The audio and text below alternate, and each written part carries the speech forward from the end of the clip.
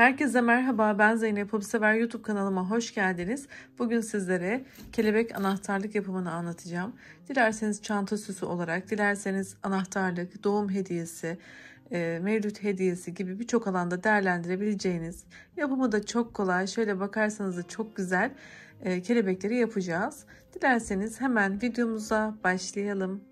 Evet, videomuza öncelikle iplerimizi tanıtarak başlayalım. Koton iplikler kullanıyorum arkadaşlar. İstediğiniz markalarda rahatlıkla kullanabilirsiniz. Koton iplikler tercih ediyorum ben, renk renk. Ve 3 milimde bir tığ kullanıyorum. Bir tane de bu şekilde anahtarlık aparatına ihtiyacımız var. Hadi kolay videomuza başlayalım. Evet, bismillah diyelim ve başlayalım. Sihirli halka yapımıyla başlıyoruz. İpimizi kapattıktan sonra 3 tane zincir yapalım.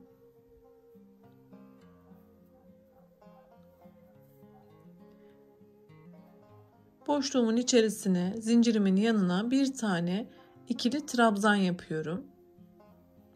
Ve zincirimle burayı 2 kabul ediyorum arkadaşlar. Arada 2 tane zincir yaparak şimdi 2 tane ikili trabzan yapıyorum.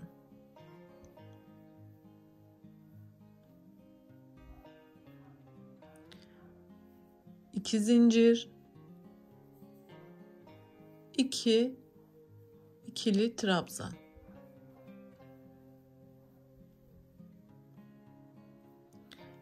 Arada 2 zincir yaparak yapmış olduğumuz trabzan grupları 8 adet olana kadar devam edelim. 1, 2, 3 tane yaptım. 5 tane daha yapıyorum. Toplam 8 olduğunda tekrar buluşalım. Evet, 1, 2, 3, 4, 5, 6, 7, 8 tane grubumuzu yaptık. Arada 2 tane zincirimizi yaparak bu orta boşluğu kapatıyoruz. Daha sonra yapmış olduğumuz zincirin yanındaki trabzanın tepesinden ilmek kaydırarak eklememi yaptım. 2 tane grubun ortasında yapmış olduğumuz boşluğa bir kere daha ilerliyorum.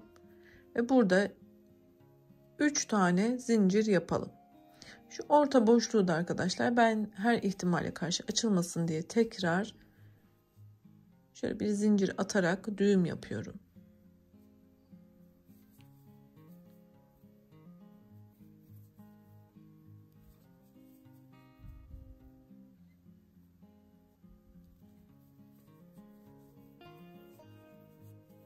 İpimizi gizleyip keselim.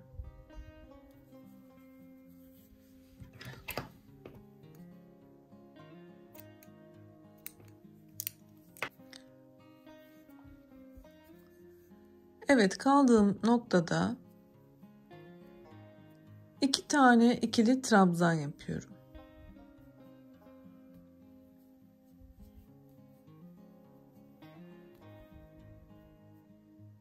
Zincirimi de 1 kabul ettim. Burada 1, 2, 3 tane trabzan oldu. Arada 2 tane zincir yapıyorum. Yine aynı boşluğun içerisine 3 tane ikili trabzan yapıyorum.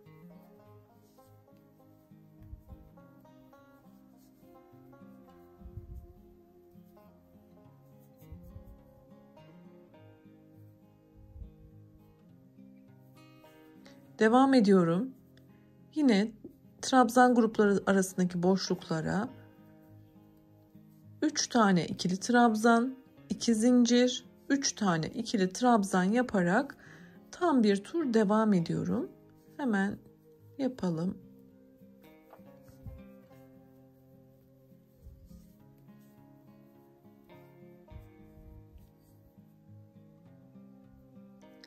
Bunu devam ettirelim.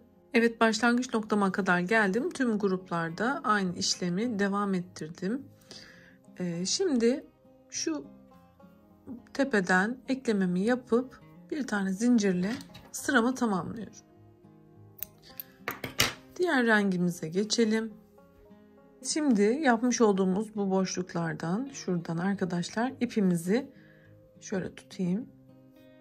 Yerleştiriyoruz. Şuradan sabitleyerek başlıyoruz.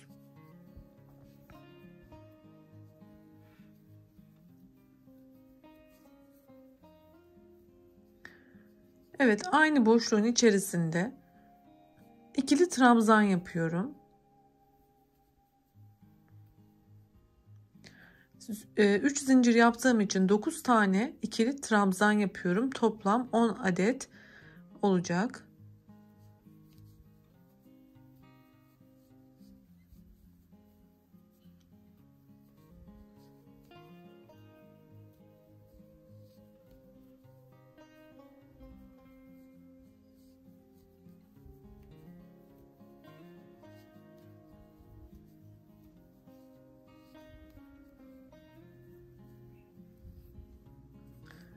Evet, 10 tane yaptım.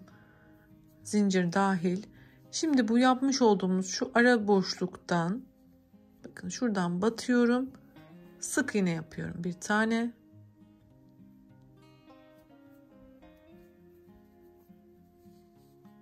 Ve yine bu boşluğu kullanarak 10 tane ikili trabzan yapıyorum.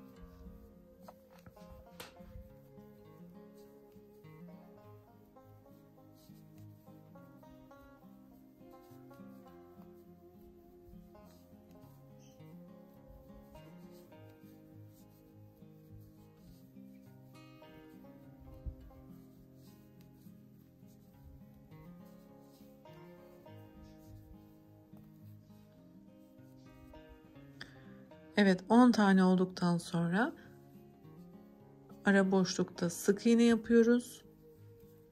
Ve yeni boşlukta 10 tane ikili trabzanla devam ediyoruz. Tüm boşluklarda aynı gösterdiğim gibi devam edelim. Diğer aşamasını da gösteriyor olacağım. Evet, ben turuncuyla sıramı tamamladım. Şöyle. Şimdi burada son sık iğnemizi de boşlukta yaparak her iki ucu öncelikle birbirine eklememiz gerekiyor. Şuradan ilmeğimizi kaydırarak ekledik. Burada arkadaşlar artık kelebek formunu vermemiz gerekli. Bak, burası tam orta noktada kalacak şekilde şu şekilde katlıyoruz. 4 tane sağda, 4 tane solda kalacak şekilde ortadan katladık. Bakın zaten burada kelebek formu oluştu bile. Daha sonra bu iki ucu birbirine eklemeliyiz. Onu yapalım. Bakın şuradan batıyorum.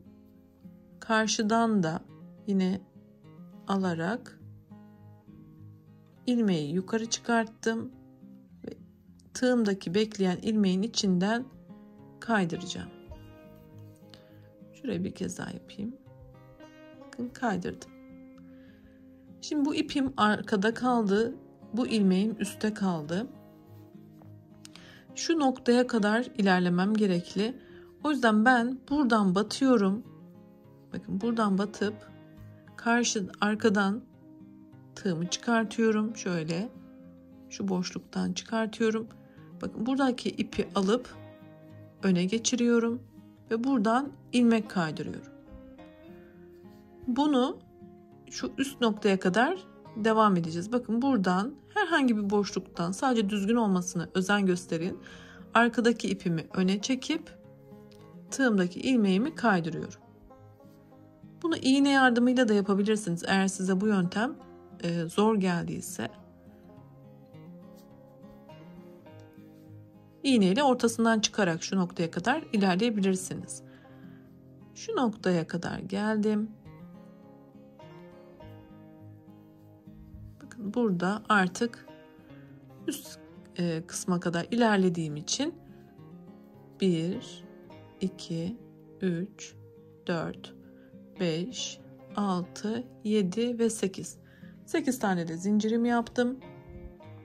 İlk zincirden başlayarak 7 kere kaydırma işlemi yapıyorum.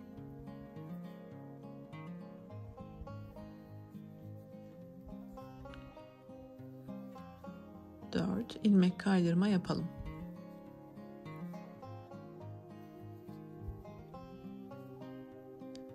Evet. Kelebeğimizin ilk anteni hazır. Diğeri için de yine 8 tane zincir.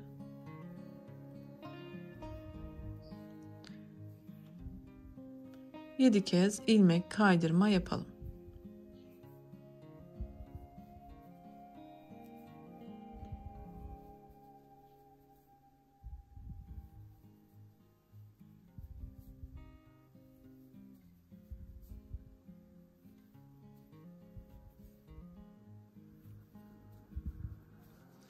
Evet, bitirdikten sonra yine bu noktadan tığım yardımıyla buraya ekliyorum ki boşlukta kalmasın. Bir tane de zincir yapıp burada ipimi keseceğim ve sap işlemini dikerek yapacağım. Şimdi şunu yapayım ben. İğnemi hazırlayıp nasıl diktiğimi de aparatı göstermek istiyorum.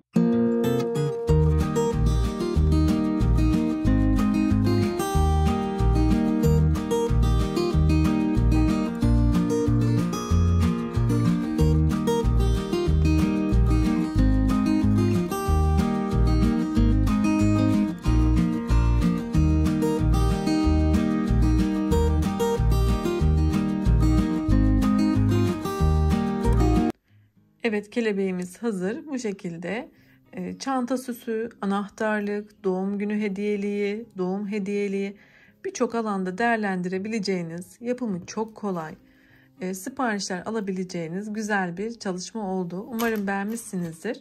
Beni izlediğiniz için çok teşekkür ediyorum. Diğer modellerim için videomun sonundaki oynatma listeme de lütfen göz atın. Sağlıkla kalın, hoşça kalın.